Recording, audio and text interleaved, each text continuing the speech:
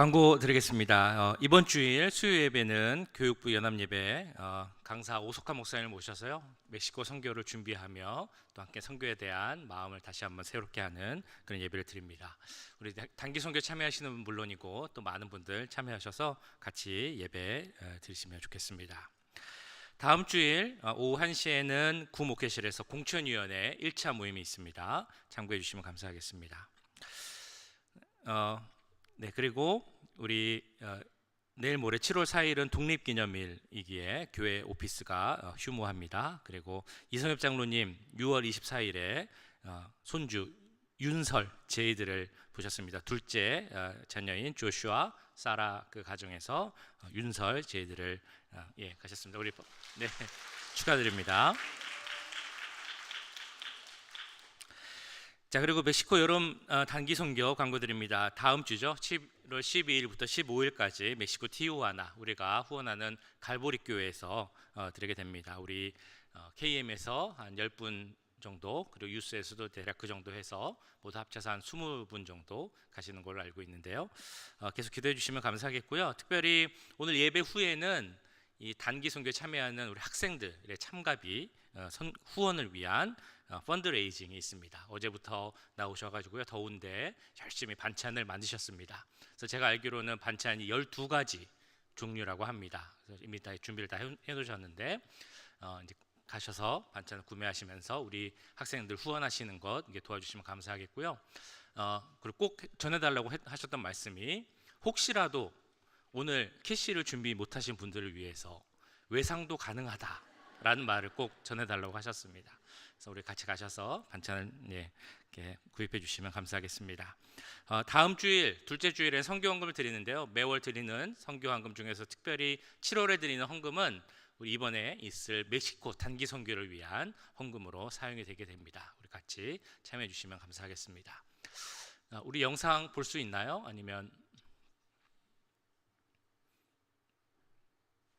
네, 지금 안 되는 것 같은데 자, 일단은 그러면 좀 이따가 혹시 되면 보고 말씀 암송하도록 하겠습니다. 자, 주보 보시면 나와 있죠. 빌립보서 4장 6절 7절 염려를 물리치는 말씀, 우리 너무 잘 아시는 말씀입니다. 주보를 보시면서 혹시 외우신 분들은 외우셔도 좋습니다. 같이 한번 읽어보겠습니다. 시작. 아무것도 염려하지 말고 다만 모든 일에 기도와 간구로 너희 구할 것을 감사함으로 하나님께 아뢰라. 그리하면 모든 지각에 뛰어난 하나님의 평강이 그리스도 예수 안에서 너희 마음과 생각을 지키시리라. 아멘. 네, 우리 더 설명할 필요도 없이 우리의 마음과 생각을 지키셔서 어떤 두려움과 걱정도 이기게 할 수 있는 방법, 하나님께 내어드리는 방법임을 믿습니다. 우리 다시 한번 좀 외워보시면 좋겠습니다. 빌립보서 4장 6절 7절 시작. 아무것도 염려하지 말고 다만 모든 일에 기도와 간구로 너희 구할 것을 감사함으로 하나님께 아뢰라. 그리하면 모든 지각에 뛰어난 하나님의 평강이 그리스도 예수 안에서 너희 마음과 생각을 지키시리라. 아멘. 네, 오늘 우리에게 주신 하나님의 말씀 사도행전 6장 8절에서 15절까지 말씀인데요. 혹시 성경책을 갖고 오신 분들은 오랜만에 성경책을 펴셔서 함께 보시는 것도 좋을 것 같습니다. 생명의 삶이 있으신 분들은 생명의 삶을 참고하셔도 좋습니다. 사도행전 6장 8절에서 15절 말씀, 하나님의 말씀을 받들어 봉독할 때 살아계신 하나님의 음성을 들으시기 바랍니다. 스데반이 은혜와 권능이 충만하여 큰 기사와 표적을 민간에 행하니 이른바 자유민들 즉 구레네인, 알렉산드리아인, 길리기아와 아시아에서 온 사람들의 회당에서 어떤 자들이 일어나 스데반과 더불어 논쟁할세. 스데반이 지혜와 성령으로 말함을 그들이 능히 당하지 못하여 사람들을 매수하여 말하게 하되 이 사람이 모세와 하나님을 모독하는 말을 하는 것을 우리가 들었노라 하게 하고 백성과 장로와 서기관들을 충동시켜 와서 잡아가지고 공회에 이르러 거짓 증인들을 세우니 이르되 이 사람이 이 거룩한 곳과 율법을 거슬러 말하기를 마지 아니하는도다. 그의 말에 이 나사렛 예수가 이곳을 헐고 또 모세가 우리에게 전하여 준 규례를 고치겠다 함을 우리가 들었노라 하거늘 공회 중에 앉은 사람들이 다 스데반을 주목하여 보니 그 얼굴이 천사의 얼굴과 같더라. 아멘. 네, 순 우리말 중에 좀 이렇게 재밌는 그리고 신기한 의미를 갖고 있는 단어들이 있습니다. 예를 들면 오늘 본문에 나오는 얼굴이라는 단어가 그렇습니다. 혹시 그 뜻을 알고 계십니까? 얼굴이라는 단어의 뜻. 얼이라는 단어가 무슨 의미죠? 영혼이라는 의미가 있다고 합니다. 그리고 굴이라는 말에는 통로라는 의미가 있다고 합니다. 그러니까 얼굴 그러면 말 그대로 하면 영혼의 통로라는 의미가 있다는 것입니다. 우리가 뭐 그것처럼 잘 알고 있는 것은 우리 얼굴이 우리 마음의 상태를 보여준다, 나타내고 있다라는 것에는 아마 그것을 부인하는 분들은 별로 없으실 것입니다. 또 우리가 알고 있는 사실, 우리가 어떤 마음을 갖느냐에 따라서 우리 마음의 상태에 따라 시간이 지나면 우리 얼굴도 그에 따라 달라진다라는 것도 우리는 잘 알고 있습니다. 얼굴에 대해서 유명한 말, 우리가 너무 잘 아는 말씀이 있으시죠? 그 에이브러함 링컨이 말했던 말입니다. 사람은 40세가 되면 자신의 얼굴에 책임을 져야 한다라는 그 말입니다. 이제 40세가 지난 그 에이브러함의 링컨의 얼굴이 어땠는가라고 생각을 해보면 뭐 그렇게 잘생긴 얼굴은 아니었다고 합니다. 그럼에도 이 링컨은 참 존경을 받고 인정을 받았죠. 아마도 그 얼굴, 인상에서 좋은 그런 인상을 준 사람이었을 것입니다. 그렇게 보자면 중요한 것은 이 얼굴에 책임을 져야 한다라는 말의 의미는 이 얼굴이 얼마나 잘생겼냐, 못생겼냐 이것을 말하는 것은 아닐 것입니다. 그 얼굴이 나타내는 인상이 있다라는 그런 의미겠죠. 링컨이 존경을 받을 수 있었던 이유는 그의 삶을 통해 나타냈던 모습들, 그가 쌓아온 품성, 인격 이런 것들이 다 얼굴을 통해 나타나고 그런 모습들이 다 보였기 때문에 링컨은 충분히 존경받을 만한 사람이었다라고 할 수 있는 것입니다. 그렇게 보자면 우리 얼굴이라는 것은 내가 타고난 부분도 물론 있겠지만 그러나 내가 만들어가는 부분이 더 많이 있다라고 할 수 있습니다. 즉 어떤 사람의 얼굴을 보면 그 지나온 인생을 알 수 있다라는 것입니다. 제가 우리 교회에 왔을 때 우리가 너무 잘 아는 한 목사님께 이런 얼굴 생김에 대한 이야기를 자주 들었습니다. 이렇게 잘생긴 목사가 있는 교회를 본 적이 있느냐 라는 말을 되게 자주 들었습니다. 그러면서 이제 그분이 이제 이렇게 하시는 말씀도 또 들었습니다. 그 똑같은 말 상대방이 아니다라고 생각할지라도 같은 말을 계속해서 반복하면 그 상대방도 그러려니 하고 인정을 하게 된다라는 말입니다. 그래서 실제로 또 우리 성도 중에 어떤 분은 내가 잘생겼다는 말을 정말 자주 들으니까 우리 김 목사님이 진짜 잘생긴 것 같아 라는 말도 들은 적이 있는 것 같습니다. 제가 그 말을 듣고 저도 생각을 했습니다. 그러면 나도 뭔가 컨셉을 정해서 뭔가 하나 밀고 나가야 될 것 같은데 나는 무엇을 정해서 밀고 나가야 할까라는 생각을 했습니다. 뭔가 잘생겼다, 미남이다 이런 것은 좀 안 될 것 같고 어떤 컨셉이 좋을까 생각을 해봤습니다. 처음 생각난 것은 호감형이다라는 것이 생각이 났습니다. 감사합니다. 너무 감사하지만 제가 스스로 이렇게 거울을 보니까 제 입으로 저 너무 호감형이지 않습니까? 라는 말을 하는 게 너무 이제 민망해서 그래서 안 되겠다라고 생각을 했습니다. 그럼 귀염상이다라고 말을 할까? 그건 역시 저와 어울리지 않다는 것을 깨달았습니다. 또 어떤 것이 있을까요? 제가 어떤 컨셉을 밀고 나가면 좋을까요? 네, 40세가 되면 그 얼굴에 책임을 져야 한다고 하는데 제가 어떤 책임을 갖고 어떤 컨셉을 밀고 나갈까 고민이 많이 되었습니다.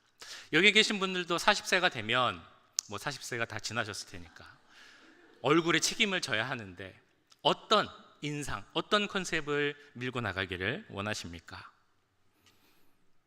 오늘 본문을 보면서 그에 대한 좋은 답을 하나 찾았습니다. 뭐가 답일까요? 너무 쉬운 질문이죠. 제목에 다 나오는 답입니다. 천사와 같은 얼굴. 천사와 같은 얼굴은 어떤 얼굴일까요? 뭔가 좀 온화하고 미소가 있고 기쁨이 있고 평화가 있는 것 같은 얼굴. 뭔가 한마디로 꼭 집어서 똑부러지게 설명하기 힘들지만 그러나 누구나 떠올릴 수 있는 얼굴이 바로 천사와 같은 얼굴일 것입니다. 천사와 같은 얼굴, 혹은 다르게 표현을 해보면 예수님을 닮은 얼굴이라고도 해도 좋을 것 같습니다. 우리 모두가 천사와 같은 얼굴, 예수님을 닮은 얼굴, 그것을 바로 우리의 컨셉으로 정하고 밀고 나가야 합니다. 오늘 본문을 보시면 핍박의 순간, 더 나아가서는 죽음을 당하는 순교의 순간에서도 천사의 얼굴을 했던, 그 닮은 얼굴을 했던 사람이 나오고 있습니다. 누구죠? 스데반입니다. 15절 말씀에 이렇게 나오고 있습니다. 공회 중에 앉은 사람들이 다 스데반을 주목하여 보니 그 얼굴이 천사의 얼굴과 같더라. 스데반은 우리 기독교 교회 역사 가운데 최초의 순교자라고 보통 이야기를 합니다. 그래서 우리에게 있어서 참 중요한 그런 의미이지만 세상의 관점에서 보자면 사실 어떻게 보면 별로 안 중요할 수도 있습니다. 정말 많은 그 순교자 중에 한 명에 불과할 수도 있다는 것입니다. 하지만 우리의 역사로 봤을 때, 하나님 나라의 관점으로 봤을 때 이 스데반 집사의 순교는 너무나 중요한 사건입니다. 성경을 통해 봐도 그렇습니다. 오늘 이 한 사람, 스데반이라는 사람의 순교의 기록이 오늘 시작한 사도행전 6장 8절에서부터 7장에까지 걸쳐서 무려 68절이라는 분량을 할애해서 이 스데반의 순교를 다루고 있습니다. 도대체 왜 이렇게 스데반이라는 사람의 그 순교의 역사를 성경은 길고 중요하게 다루고 있을까요? 먼저 스데반이 누구인지 알아야겠죠. 스데반은 초대교회 당시 이제 사도들이 교회가 커지면서 해야 하는 일들이 많아지니까 말씀과 기도에 전념하지 못하는 상황이 됐습니다. 그래서 그들이 원래 업무, 원래 해야 하는 일인 기도와 말씀 사역에 전념하기 위해서 구제 사역을 도와줄 7명의 일꾼을 뽑게 됐습니다. 그 중에 한 사람이 바로 이 스데반이었습니다. 어떻게 보면 일꾼이죠. 교회 봉사자입니다. 그런데 오늘 말씀을 보시면 이 스데반을 통해서 복음이 널리 전해지고 뿐만 아니라 스데반을 통해 큰 놀라운 기적의 역사가 일어났다라고 8절에 나오고 있습니다. 스데반이 은혜와 권능이 충만하여 큰 기사와 표적을 민간에 행하니.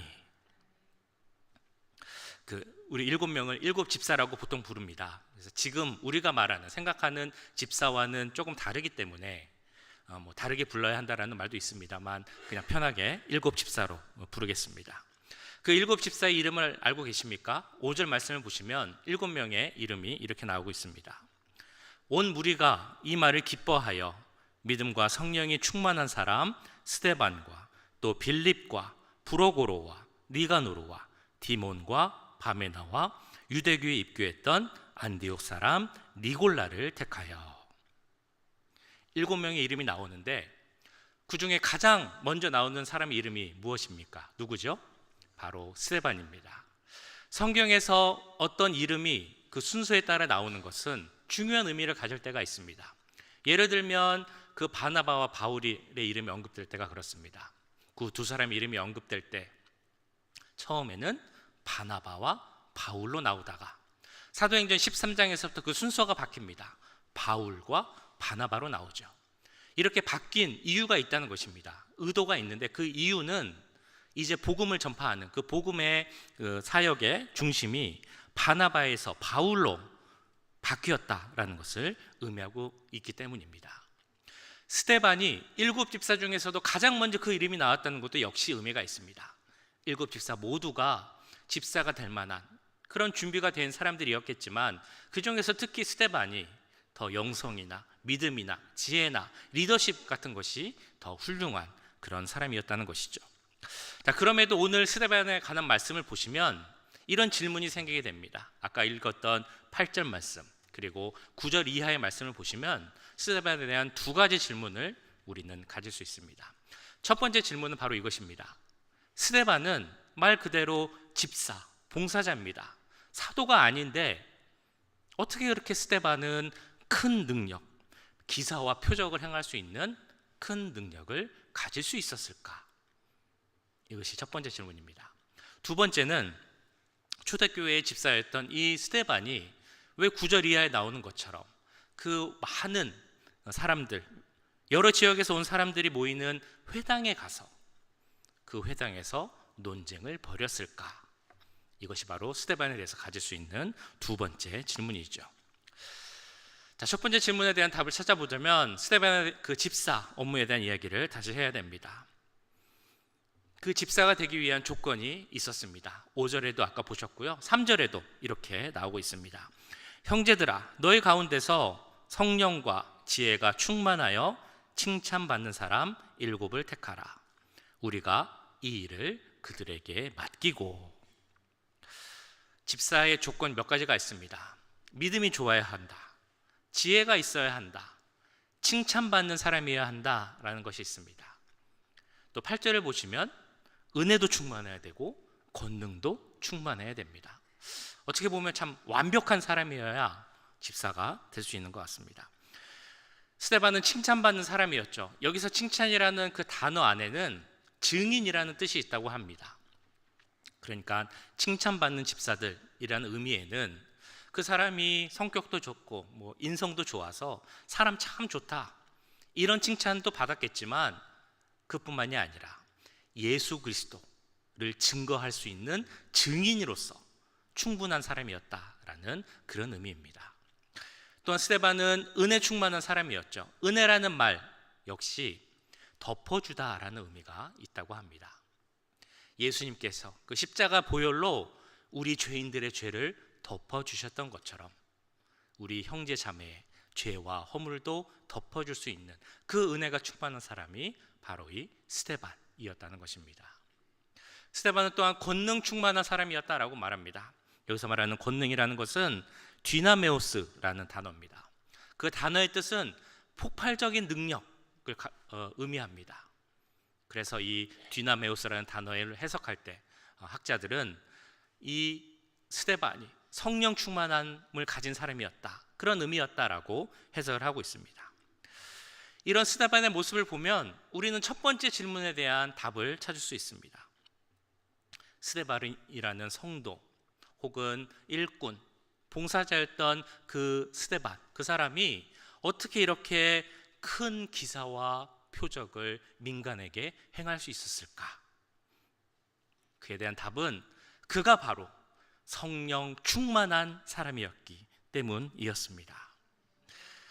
이 스데반은 예수님과 함께 다니면서 예수님이 행하신 일을 직접 본 그런 제자는 중에 한 명은 아니었습니다. 예수님과 함께 마지막 만찬을 함께 하면서 예수님이 나눠주신 떡과 잔을 그 자리에서 받아 먹고 마신 그 사도 중에 한 명도 아니었습니다. 그러나 그는 분명히 성령의 역사를 경험했고 성령 충만함을 체험한 사람이었다는 것입니다. 그래서 그 가운데 예수 그리스도의 십자가 보혈의 능력, 그리고 부활하신 예수님에 대한 소망이 가득 차 있었기에 그로 말미암는 은혜와 권능이 충만한 사람이었습니다. 이런 스데반의 모습을 보면 우리는 또한 이런 생각을 할 수 있습니다. 그럼 스데반은 도대체 언제 성령 충만함을 받았습니까? 스데반이 언제 성령 충만을 받았는지는 사실 성경에 나오지는 않죠. 근데 그 이름을 통해 우리는 언제쯤 받았을까라는 것을 추측해 볼 수는 있습니다.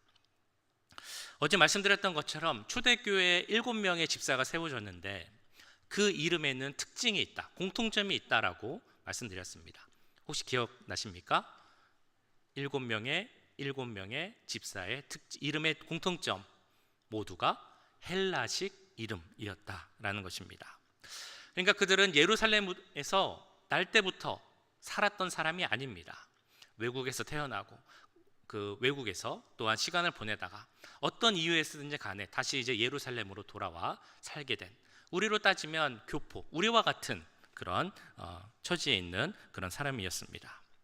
이렇게 헬라어가 더 편했을 수 있었던, 그런데 예루살렘에 머물고 있던 그 스데반이 언제 은혜 충만, 권능 충만, 성령 충만을 받았을까요? 예수님이 부활하신 후에 마가의 오순절 다락방에 성령이 강림하시고 그 후로도 초대교회에 성령 충만의 역사가 계속 일어났습니다. 그때 이 스데반도 그 가운데서 함께 성령을 경험하고 성령 충만을 경험했을 것입니다. 이렇게 성령의 역사를 경험하니까 예수님을 그 마음에 품게 되었습니다. 예수님을 그 마음에 품으니까 변화의 능력이 생기게 되었습니다. 변화하는 가운데 능력도 하나님께서 부어주셨습니다. 그렇기 때문에 그는 사도 중에 한 명은 아니었지만 그럼에도 표적과 기사를 행할 수 있는 그런 능력을 가진 자가 되었다는 것입니다. 패러다임 시프트라는 말을 들어보셨을 것입니다. 토마스 쿤이라는 과학 철학자가 만들어낸 그런 용어입니다. 과학에서 그 과학이 발전하는 과정을 보면 어떤 이론이 계속 성장하고 수정하고 이러면서 발전하는 것이 아니라는 것입니다. 새로운 이론이 오면 옛날 것은 완전히 없어지고 새 이론으로 이렇게 바뀌면서 발전을 한다는 것이죠. 그것을 패러다임 시프트라고 부른다고 합니다. 근데 이 말은 우리의 삶에도 적용될 수 있다는 것입니다. 우리 각자는 가지고 있는 어떤 삶의 방식, 사고 체계가 있습니다. 각자의 패러다임이 있는 것이죠. 그 패러다임에 의존하며 우리는 살아가게 됩니다. 그런데 우리 가운데 예수라는 패러다임이 들어오면 그 패러다임으로 인해서 우리의 생각, 삶의 방식, 사고 체계 이런 것들이 다 바뀌게 된다는 것입니다. 예수라는 패러다임으로 인한 패러다임 시프트가 생기게 된다는 것이죠. 스데반이 바로 그랬습니다. 원래 스테파노라는 헬라식 이름을 가졌던 이 집사는 헬라파 유대인이었지만 예수님을 만남으로 인해서 그 삶이 완전히 바뀌게 되었다는 것입니다. 성령 충만함을 받음으로 권능 충만한 사람이 되었습니다. 그래서 스데반의 이야기를 듣다 보면 우리는 이런 사람을 생각을 하게 됩니다. 그 스데반은 정말 대단한 뭔가 다른 사람인 것 같다. 감히 접근할 수 없는 사람인 것 같다. 카리스마가 넘쳐서 가까이도 못 갈 것 같고, 아니면 정말 은혜가 막 넘쳐서 가까이만 가도 손만 잡아도 그 은혜가 나한테 막 전해질 것 같은 그런 사람일지도 모르겠다. 이런 생각을 하실지도 모르겠습니다. 오늘 본문을 자세히 보시고 묵상을 하시면 오늘 본문이 말하고자 하는 것은 스데반이라는 사람의 대단함을 말하고자 하는 것이 아님을 우리는 알 수 있습니다. 이 사람이 특별하고 대단한 사도가 아니라 우리와 같은 똑같은 사람이다라는 것을 말하고 있습니다. 그러나 우리와 똑같은 사람이지만 예수님을 만나고 그 예수님을 삶의 주인으로 인정하여서 그 예수님 보내주신 성령으로 가득 찬 삶을 살 때 그에게 엄청난 능력이 임했다는 것을 오늘 본문은 우리에게 말하고 있습니다. 이것이 중요한 것이죠. 평범한 우리라 할지라도 우리가 성령을 받고 성령이 충만해지면 우리도 큰 능력을 받을 수 있다는 것입니다. 큰 능력을 간구하십니까?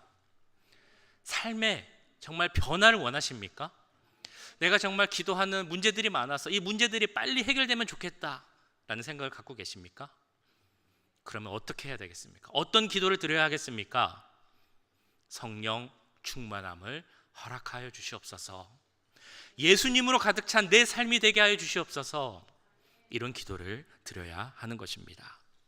그런 성령 충만함을 간구할 때 그 기도를 들으시는 하나님께서 스데반에게 주셨던 것 같은 능력을 우리에게도 똑같이 부어주실 줄 믿습니다. 자, 이런 스데반의 능력에 대한 이야기를 쭉 하다 보면 아까 이야기했던 2번 질문에 대한 답도 우리는 찾을 수 있습니다. 2번 질문 기억나십니까? 왜 스데반은 집사인데 그 회당에 가서 논쟁을 하고 복음을 전했을까라는 질문이었습니다. 물론 집사라고 해서 회당에 가서 안 되는 것은 아닙니다. 물론 당연히 갈 수 있지만 오늘 본문이 사도가 아닌 집사가 왜 회당에 가서 논쟁한 것을 그렇게 중요하게 언급했을까? 여기 오늘 말씀해 주는 영적 메시지가 있는 것입니다. 9절 10절에 이렇게 말씀하고 있죠. 이른바 자유민들, 즉 구레네인, 알렉산드리아인, 길리기아와 아시아에서 온 사람들의 회당에서 어떤 자들이 일어나 스데반과 더불어 논쟁할세. 스데반이 지혜와 성령으로 말함을 그들이 능히 당하지 못하여. 스데반 안에는 부활하신 예수 그리스도가 있었고 성령 충만함이 있었습니다. 그는 이 성령 충만함으로 인해 그 삶은 달라져 있었습니다. 그랬기에 그에게 주어진 그 집사라는 자리, 이 역할을 잘 감당하는 것도 물론 중요했지만 내 안에 계신 예수 그리스도, 나를 변화시킨 이 예수님을 나가서 전하지 않고는 살지 못했던 것입니다. 그래서 회당에 가서 그렇게 그 말씀을 전했던 것이죠. 자기와 비슷한 처지에 있는 외국에 살다가 돌아온 헬라파 유대인들이 모이는 그 회당들을 찾아가며 복음을 전했던 것입니다. 근데 이 9절에 나오는 회당이 몇 군데냐라는 논쟁이 있습니다. 한 군데 회당을 간 것인지, 두 군데 회당을 간 것인지, 아니면 여러 군데 회당을 간 것인지에 대한 논쟁이 있다는 것입니다. 9절 말씀 표현만 보면 한 곳에 간 것 같다라는 그런 생각이 들기도 합니다. 근데 주석을 보거나 학자들의 그 설명을 보면 이 9절 말씀에 설명하는 내용, 이 회당에서 일어난 일들이 여러 회당에서 여러 차례를 거쳐 일어난 일이다라고 설명을 하고 있습니다. 스데반은 여러 회당을 다닌 것입니다. 구레네인들이 있는 회당, 알렉산드리아인들이 있는 회당, 길리기아인들이 있는 회당, 그 회당을 두루 다니면서 내가 믿고 있는 예수님을 전하기 위해서 그는 힘을 썼다라는 것이죠. 그래서 회당에서 그 예수님을 모르는 자들에게 예수님을 전하고 그들과 논쟁했습니다. 성령과 지혜가 충만한 이 스데반을 사람들이 이길 수 없었겠죠. 자, 그런데 그 스데반을 사람들은 아주 미워합니다. 이 세상이 진리를 대하는 모습이 아마 그럴 것입니다. 이것이 진리다, 내가 그것을 이기지 못한다 그러면 그것을 이렇게 받아들이면 좋은데, 그러지 않고 더 거부하고 그것을 전하는 사람을 더 미워하는 것이 세상 사람들의 속성입니다. 11절에서 13절을 보시면 그들의 모습이 이렇게 나오고 있죠. 사람들을 매수하여 말하게 하되 이 사람이 모세와 하나님을 모독하는 말을 하는 것을 우리가 들었노라 하게 하고, 백성과 장로와 서기관들을 충동시켜 와서 잡아가지고 공회에 이르러 거짓 증인들을 세우니 이르되 이 사람이 이 거룩한 곳과 율법을 거슬러 말하기를 마지 아니하는도다. 이 내용처럼 스데반은 미움을 받았고 모함을 받았고 결국 순교하게 되었습니다. 그런데 그 순교하는 순간에도 스데반의 얼굴은 어떠했다라고 나오고 있습니까? 천사와 같았다, 천사의 얼굴을 하고 있었다라고 나옵니다. 사실 상상할 수 없는 일이죠. 어떻게 죽는 순간에도 천사의 얼굴을 할 수 있었겠습니까? 스데반은 그 안에 무엇이 있었기에 천사의 얼굴을 할 수 있었을까요? 그 안에 예수 그리스도가 있었기 때문입니다. 그 안에 가득한 충만한 성령으로 말미암아 그 하늘나라를 보고 하늘나라에 계신 하나님, 그리고 그 우편에 계신 예수님을 볼 수 있었기에 그의 얼굴은 천사와 같을 수 있었다는 것입니다. 스데반이 성령 충만하여 하늘을 우러러 주목하여 하나님의 영광과 및 예수께서 하나님 우편에 서신 것을 보고 말하되, 사도행전 7장에 나오는 내용입니다. 이 스데반이 하나님과 그 우편에 계신 예수님을 보고 보았다라는 그런 말씀이죠. 우리가 잘 아는 레오나르도 다빈치의 그 최후의 만찬에 얽힌 유명한 예화가 있습니다. 이 다빈치가 그 사람들을 그리는데, 최후의 만찬에 있는 예수님과 제자들을 그리는데 다른 사람은 다 금방 그렸는데 두 명을 못 그렸다라고 합니다. 한 명은 예수님의 얼굴이고 다른 한 명은 가룟 유다의 얼굴이었습니다. 그 얼굴의 모델을 찾기 위해서 몇 년을 다니면서 사람들을 찾았습니다. 모델을 찾았는데 찾지 못했던 것이죠. 그런데 어느 순간 이탈리아의 한 촌 마을에 갔는데 거기 있는 교회에서 무릎을 꿇고 기도하고 있는 한 청년을 보게 되었습니다. 그리고 다빈치가 그 청년을 보고 생각했다는 것이죠. 아, 저 청년이 바로 예수님의 얼굴이구나.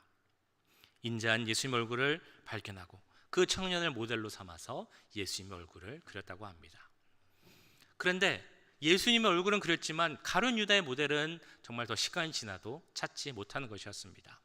더 많은 시간, 더 오랜 시간 많은 곳을 다녔지만 찾지 못하다가 로마의 한 뒷골목에서 술집에서 나오는 술 취한 사람을 보고 그 사람의 얼굴을 보고 가룟 유다를 생각했다고 합니다.